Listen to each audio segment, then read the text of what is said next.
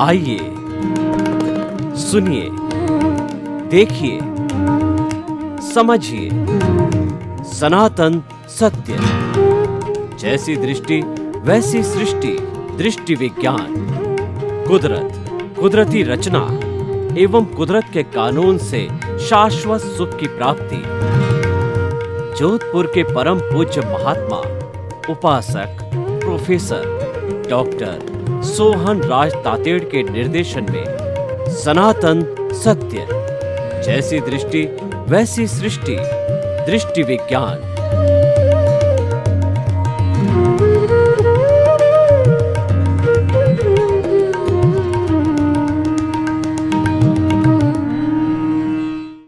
आज का हमारा अति उत्तम विषय भीतर और बाहर का सच। देखिए, भीतर क्या चलता है और बाहर क्या होता है, इन दोनों को जानना भीतर और बाहर का सच कहलाता है। बाहर का सच खुली आंखों का सच है और भीतर का सच बंद आंखों का सच है। बाहर का सच जड़ का सच है और भीतर का सच चेतन का सच है। बाहर का सच टेम्परेरी है, भीतर का सच परमानेंट है। बाहर का सच नाशवान है, भीतर का सच विनाशी है। बाहर का सच सुखाभ्यास है और भीतर का सुख परमानेंट सुख है।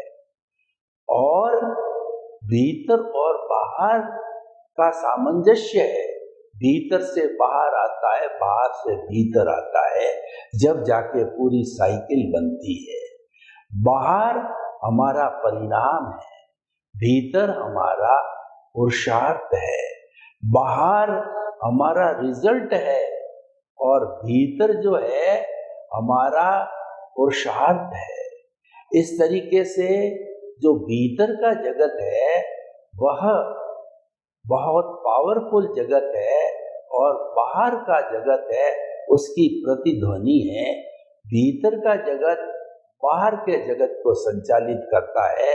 भीतर के जगत के नियम अलग हैं, बाहर के जगत के नियम अलग है। दोनों जगत मिलते हैं जब शाश्वत सुख की प्राप्ति होती है। जो हमारा बाहर का जगत है ये हमारे पर कर्जा है। ये पिछले जन्म में जो हमने ध्वनि की थी उसकी प्रतिध्वनि। पिछले जन्म में हमने एक्शन किया था उसका रिएक्शन है। विज्ञान भी कहता है to the every action there is equal and important reaction.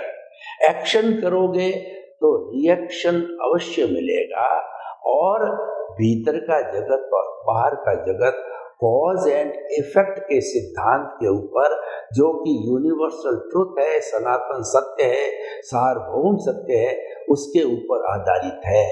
तो जो हमारा बाहर का जो जगत है वह जगत जो है वो भुगतान का जगत है। भाई और बहनों, अब हम देखेंगे कि किस तरीके से बाहर के जगत और भीतर के जगत जुड़े हुए हैं और यही आगे से आगे साइकिल रूप के अंदर चलते हैं। सबसे पहले हम बाहर के जगत को ले लें।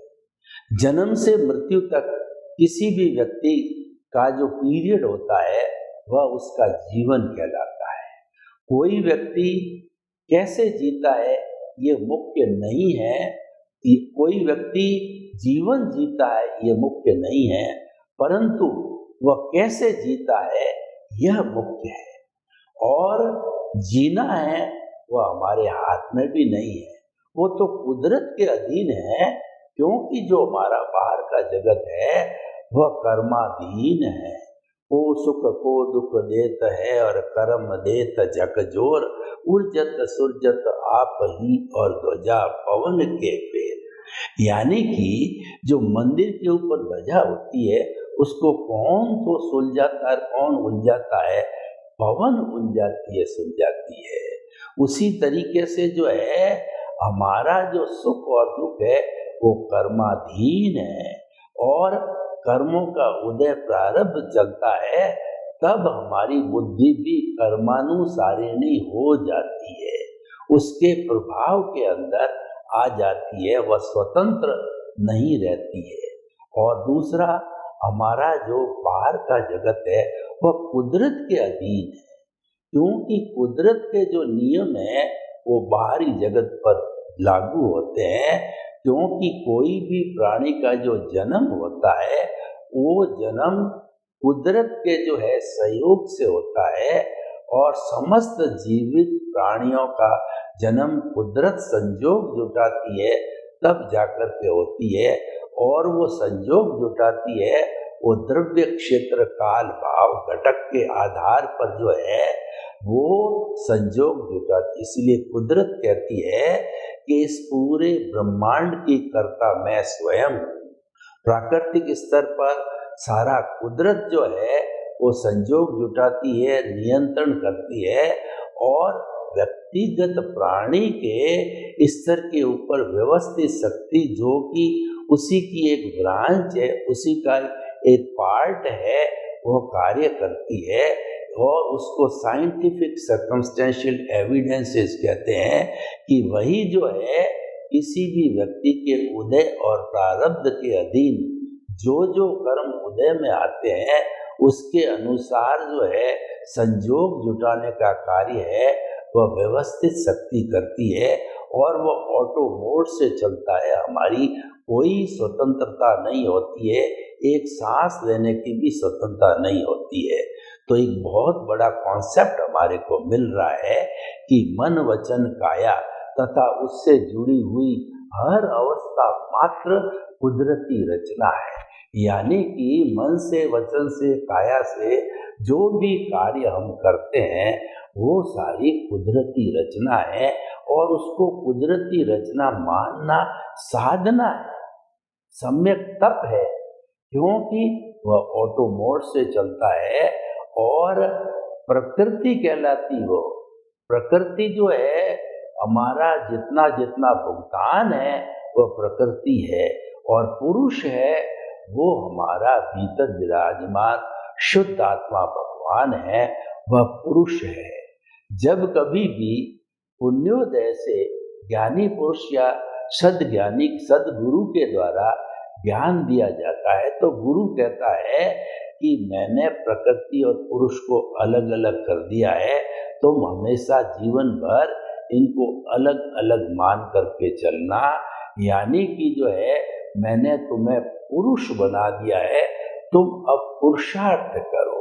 रियल पुरुषार्थ है अपने अस्तित्व की जानकारी करना, अस्तित्व के इर्द गिर्द रहना रियल पुरुषार्थ है, और प्रकृति के इर्द गिर्द रहना है ये रिलेटिव पुरुषार्थ है। रिलेटिव पुरुषार्थ को अज्ञान कहा जाता है क्योंकि ये नाशवान है, और आत्मा के इर्द गिर्द रहने को, आत्मा के स्पर्श करने को, आत्मा का ज्ञान करने को और आत्मा का स्पष्ट वेदन करने को विज्ञान कहा जाता है, क्योंकि यही मुक्ति का मार्ग है, और मुक्ति में जाने वाला यही आत्मा। जाना क्या, हमारे भीतर शुद्ध आत्मा जो विराजमान है वो तो मुक्ति स्वरूप ही है, और उस अर्हता की आत्मा सामान्य दृष्टिकोण से हर जीवित प्राणी में एक समान विराजमान है।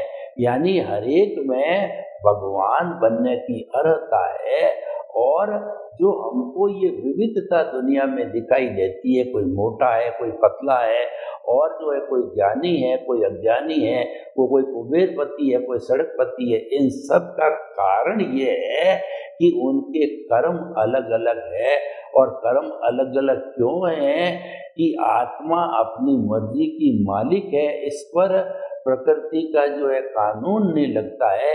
तो जो भाव डालने के अंदर आत्मा की भाव सत्ता जो है वह स्वतंत्र है, लेकिन एक बार जब उसने बीज डाल दिया तो वह स्वतंत्र बन जाता है और वह प्रकृति के हिस्से के अंदर आ जाता है।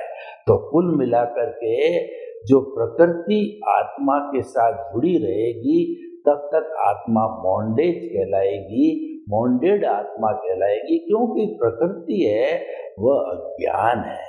जब इसीलिए I प्लस अज्ञान is equal to bonded soul, संसारी आत्मा, और I माइनस अज्ञान is equal to pure soul. अगर हमें प्योर सोल का मतलब हुआ शाश्वत सुख को प्राप्त करना है, तो हमें अज्ञान रूपी प्रकृति को धीरे धीरे शून्य करना पड़ेगा। ये प्रकृति जो है वो हमारी प्रतिष्ठित आत्मा का डिस्चार्ज भाग है। जब संपूर्ण रूप से जन्म जन्मांतर का कर्मों का डिस्चार्ज बर्फ की शिला की तरह जीरो हो जाएगा, अज्ञान जीरो हो जाएगा, कार्बन शरीर जीरो हो जाएगा, कर्म रज जीरो हो जाएगा, एक भी जो हमारी आत्मा के साथ के अंदर जो है वो जड़ का एक भी परमाणु शेष नहीं रहेगा, तो ये आत्मा अजर अमर और अविनाशी बन जाएगी। ये सारा भीतर का सच है। भीतर का सच हमें जानना क्यों जरूरी है? क्योंकि भीतर के सच को जाने बिना हम शाश्वत सुख की नींव नहीं लगा सकते हैं, और शाश्वत सुख की नींव नहीं लगती है तो शाश्वत सुख की प्राप्ति भी नहीं होती है। हम ये हमारे सांसारिक जगत में जानते हैं कि हमारा कोई प्लॉट है, उसकी नींव खुदाई जाती है और नींव लेआउट के अनुसार भरवा दी जाती है, तो हम विश्वास कर सकते हैं कि इस पर हम मंजिलें बना सकते हैं। और अगर नींव ही नहीं भरी हुई हो, लेआउट ही नहीं हुआ हो, नक्शा ही नहीं बना हो, तो सारी बात हवा में होती है। इसीलिए ये नींव का भरना है, ये जो है सम्यक दर्शन की प्राप्ति। और ऐसा कहा जाता है कि जब किसी व्यक्ति को एक बार जीवन में सम्यक दर्शन की प्राप्ति हो गई तो निश्चित तौर पे वह मुक्ति को जाएगा, यानी शाश्वत सुख की नींव लग गई तो मुक्ति में निश्चित जाएगा। तो भाइयों और बहनों, अगर मुक्ति में जाना है तो हमें जो है भीतर के जगत का सत्य जानना पड़ेगा, और बाहर के जगत को शून्य किए बिना भीतर का जगत शाश्वत सुख को प्राप्त नहीं कर सकता है। यानी कि वो जो हमारा व्यवहार जगत है, व्यवहार शुद्धि बिना निश्चय की शुद्धि नहीं है। व्यवहार जो है हमारा कर्जा है। हम साहूकार तब बनते हैं कि संपूर्ण कर्जा उतार दिया जाता है, एनओसी ले ली जाती है, तो हम साहूकार बनते हैं। तो हमें समस्त जीव जिनके साथ में हमने कार्य किया है बहु भवांतर में, उन सब के साथ के अंदर एनओसी लेने के बाद में, और वो हमारा अज्ञान, एनओसी लेने का अर्थ यह कि हमारा अज्ञान शून्य हो गया। और मूल बात है अज्ञान को शून्य करना। तब विज्ञान जो है 360 डिग्री का होगा, और जब विज्ञान 360 डिग्री का होता है तो ऐसे जीव को केवल दर्शन की प्राप्ति होती है, यानी संपूर्ण पुरुषार्थ की प्राप्ति होती है। उसके बाद में कोई पुरुषार्थ होता ही नहीं है, तो वह संपूर्ण पुरुषार्थ यानी केवल दर्शन की प्राप्ति हो गई, अज्ञान समाप्त हो गया, और हमारा जो प्रतिष्ठित आत्मा समाप्त हो गया, हमारा मन समाप्त हो गया, अज्ञान समाप्त हो गया। सभी की समाप्ति के बाद के अंदर जो अस्तित्व बनता है वह प्योर सोल का है। प्योर सोल जो है बिना जो है अज्ञान के एक क्षण भी जो है इस शरीर में नहीं रह सकती। वो तुरंत सिद्ध शिला के अंदर ज्योत में ज्योत मिल करके और अपना 2/3 अवगान रूपक के रूप में रख करके सिद्ध बुद्ध मुक्त बन जाती है, यानी वो सुख का धाम बन जाती है, ईश्वर बन जाती है, और फिर ये 84 लाख जीवा में नहीं घूमती है। ये जो सारी हम सत्संग की बात कर रहे हैं ये केवल मानव कर सकता है।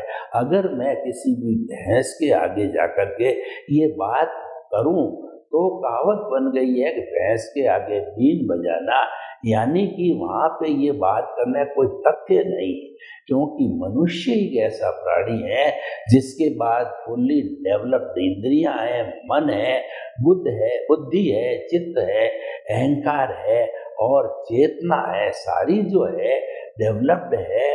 तभी वो अगर लक्ष्य बनावे, लक्ष्य का मतलब जागृति करे, जब वो सतत जागृति रखे तो शाश्वत सुख यानी 360 डिग्री का अनुभव प्राप्त कर सकता है। तो भाई और बहनों, जो बाहरी जगत है उस बाहरी जगत का निरीक्षण करने के लिए, उस बाहरी जगत के सच को जो है धीरे धीरे सच में बदलने के लिए हमें जो है वह कुदरती रचना देखते जाना है।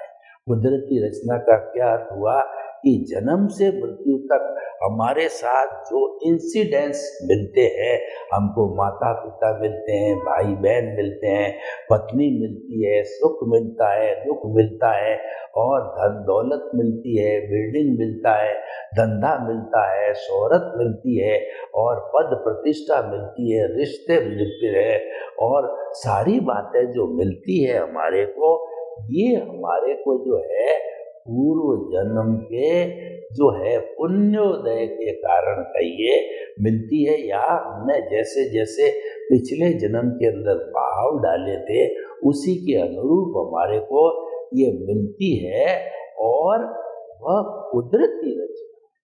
मुख्य बात क्या है कि मन वचन काया तथा उससे जुड़ी हुई हर अवस्था मात्र कुदरती रचना है। वह व्यवस्थित है, वो प्रीडेस्टिन्ड है, वह फिक्स है, वह टेम्परेरी है, वो जाने वाली है, क्योंकि वो अवस्था है इसीलिए नाशवान है, इसलिए कभी भी वह जो परमानेंट नहीं रहती है। सुख जा रहा है, दुख जा रहा है, दर्द जा रहा है, आयु जा रही है, बीमारी जा रही है, ये जाने के लिए आई है, आने के लिए नहीं आई है, क्योंकि ये स्थायी नहीं है।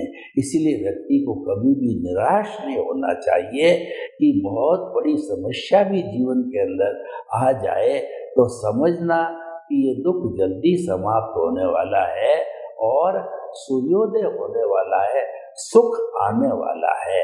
तो ये सब जाने के लिए आई है, इसीलिए हमें जो है निराशा के भाव बिल्कुल नहीं लाने चाहिए। भीतर का सच और बाहर का सच दोनों को जानने से फायदा क्या है? फायदा ये है कि बाहर के सच को कुदरती रचना जानते जानते सम्यक तप करते करते हमको हमारे स्वरूप का जो है स्पर्श होता है, मैं कौन हूँ इसकी जागृति होती है और फिर धीरे धीरे ये जो है सारी रिसर्च चालू हो जाती कि मैं कैसा हूँ, मेरे गुण क्या है और मेरी अवस्था क्या है, सारी बातों की जानकारी होती है। यानी हरि अनंत हरि कथा भीतर विराजमान हरि की हम कथा चालू करते हैं तो कई जो है जन्मों तक वो कथा चलती रहती है, क्योंकि ये अनंत ज्ञान वाला है। जब हमने इसका ज्ञान लेना प्रारंभ किया तो जो है ये ज्ञान अनलिमिटेड है। यानी कि गोभी के पत्ते में पत्ता, पत्ते में पत्ता, प्याज की झिल्ली में झिल्ली, झिल्ली में झिल्ली, यानी कि इसके भीतर से ज्ञान आता ही रहेगा। तो हमें स्वरूप का स्पर्श हो जाता है। तो स्पर्श होते होते 360 डिग्री के अनुभव के ऊपर जाने पर स्पष्ट वेदन होता है। स्पष्ट वेदन का मतलब केवल दर्शन की प्राप्ति हो जाती है और सारा पुरुषार्थ उसके बाद कुछ पुरुषार्थ होता ही नहीं है और केवल दर्शन की प्राप्ति के बाद हमारा लक्ष्य पूरा हो जाता है और वो हम नेक्स्ट वर्ष के अंदर वो भुगतान के रूप में केवल ज्ञान आता है। तो जितना शुभ आयुष्य होता है वह केवल ज्ञानी भुगत करके उपदेश दे करके सिद्ध बुद्ध और मुक्त बन जाता है। तो भाई और बहनों, हमारा जो ये सनातन सत्य कार्यक्रम है ये यूनिवर्सल ट्रुथ है, ये सार्वभौम सत्य है और हम आपको ये क्यों देना चाहते हैं? हमारा उद्देश्य यही है कि आपके शाश्वत सुख की नींव लग जावे। हमारा सनातन सत्य कोई जादू नहीं, कोई टोना नहीं, कोई तांत्रिक नहीं और कोई मंत्र नहीं, कोई विद्या नहीं है। मात्र आपकी रॉन्ग बिलीफ को समाप्त करके हम राइट बिलीफ देते हैं, और जो रॉन्ग बिलीफ है वो मिथ्या ज्ञान, मिथ्या दर्शन और मोहनीय कर्म है, जो घाती कर्म होते हैं।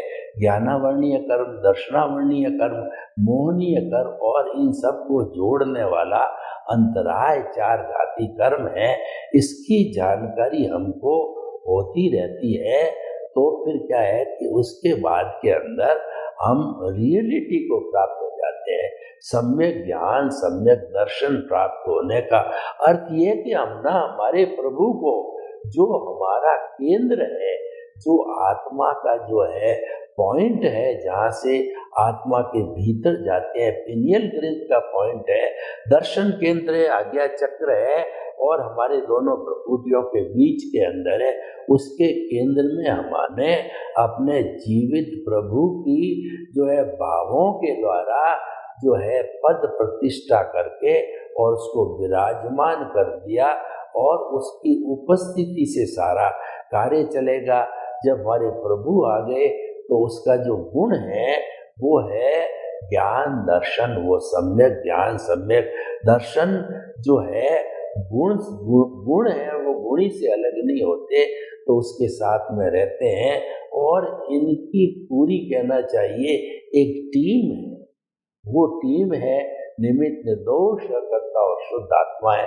वो टीम सारी फंक्शन करती है, और जब ज्ञान प्राप्त हो जाता है तो इस हमारी शुद्ध आत्मा के भाव सत्ता के रूप के अंदर जो है वह प्रज्ञा जागृत होती, एनलाइटनमेंट हो जाता है। दूसरे शब्दों में, जिस व्यक्ति को एनलाइटनमेंट हो जाता है तब से मोक्ष की नींव लग जाती है, और तब से जो है आत्मा केंद्र में विराजित हो जाती है।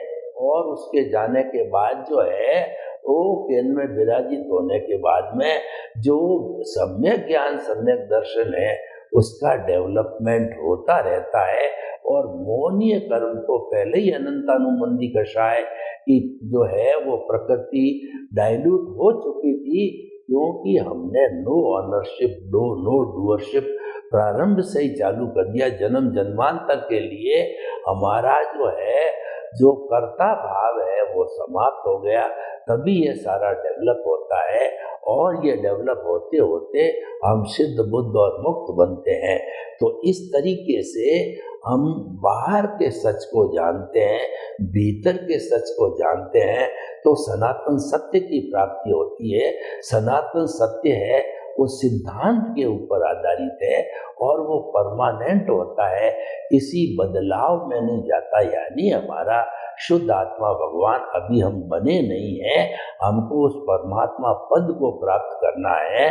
तो उसको जो है केंद्र में हमने रखा, तो धीरे धीरे हमारा अज्ञान समाप्त होता है। अज्ञान समाप्त का मतलब परिधि समाप्त हो जाती है, और संपूर्ण रूप से परिधि है समाप्त होकर के और वो केंद्र में विलीन हो जाती है। विलीन होने का अर्थ यह है केवल ज्ञान की प्राप्ति हो जाती है। तो भाइयों और बहनों, अगर हमें अपना व्यवहारिक जगत को अच्छा बनाना है तो बाहर के सच को जानिए, और आपको जो है वो शाश्वत सुख की नींव लगानी है तो भीतर के जगत को जानिए। हमारी जो है प्रज्ञा जागृत होने के बाद में वो हमेशा हमको जो है मुक्ति की ओर लेती जाएगी, लेकिन अज्ञा भी मौजूद रहेगी, अज्ञा भी मौजूद रहेगी, प्रज्ञा भी मौजूद रहेगी। और हमारा जो फंक्शन करने वाला है वह है ज्ञान और दर्शन। अगर ज्ञान और दर्शन अज्ञा यानी देहाध्यास यानी शरीर के साथ जुड़ता रहा तो हमारा संसार बढ़ता रहेगा, और वह ज्ञान दर्शन अगर प्रज्ञा के साथ के अंदर जुड़ गया तो वह जो है वह केवल दर्शन तक चला जाएगा। तो दोनों के लिए आवश्यकता है हमको ज्ञान दर्शन की है, लेकिन ज्ञान दर्शन के एप्लीकेशन कहाँ करते हैं?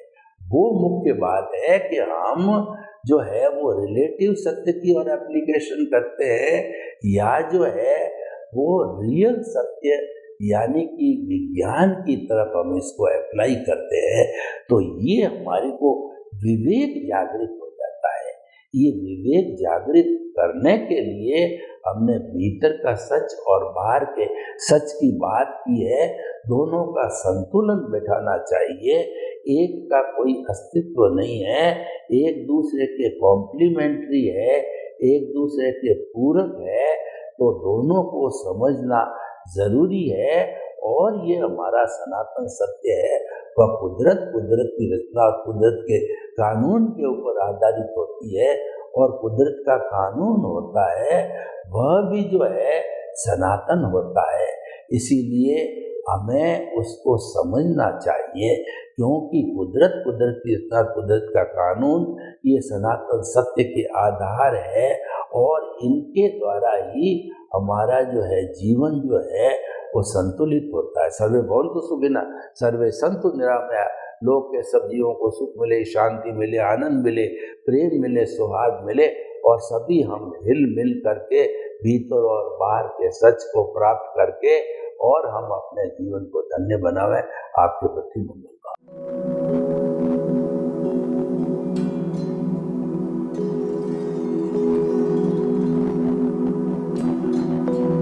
एक ऐसा अंतर्राष्ट्रीय ख्याति प्राप्त मानव जो गुरु प्रेरणा से पिछले 20 वर्षों से वानप्रस्थ जीवन जीते हुए 24 घंटे मानवता की सेवा में संलग्न है।